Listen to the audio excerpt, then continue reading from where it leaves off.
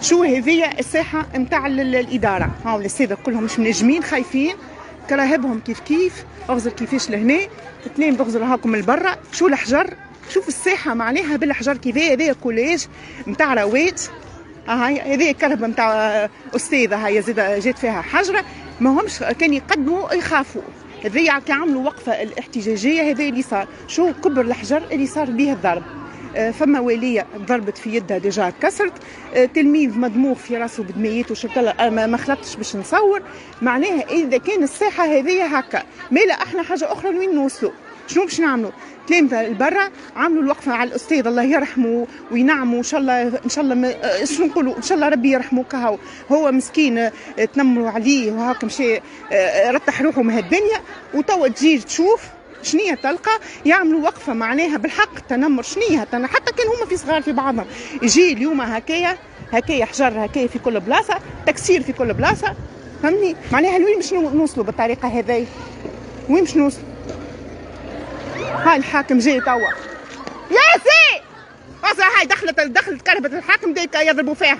ضربوك انتي اصل طفل. هاي ابعد اسكندر. شو طفل؟ هاي ضربوه بحاجه. هاي جيت كرهبة الحاكم توا. هاي يغسل الحجار. اغسل الحجار. هاي اغسل الحجار لفوق. شو مكبر الحجار؟ شو الحجار؟ هاي يغسل مفجوعه كيفاش كلها هكا. هذه الوضعيه اللي نحن نعيشوا فيها. سيب ولدك سيب عاير سيب سيبوا. وسع بال امك تخاف عليك عندها الحق. سيب نعرف.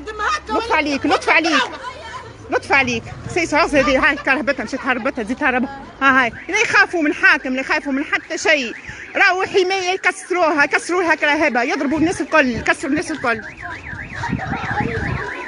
نحاول نخرج نخاف. راهو حجر الكبير هنا ديجا في وسط الساحه. اغزر المرافقين مساكن نتاع لي سونتر فيس. شو الحجر؟ شو قدام الكوليج؟ ما همش نورمال. شو الحجر؟ فرش. شو الحجر؟ كلام خايفين. انت رهبه بركه ما نجموهمش. كرهبة الحاكم دخلت ضربوها. شنو تحب؟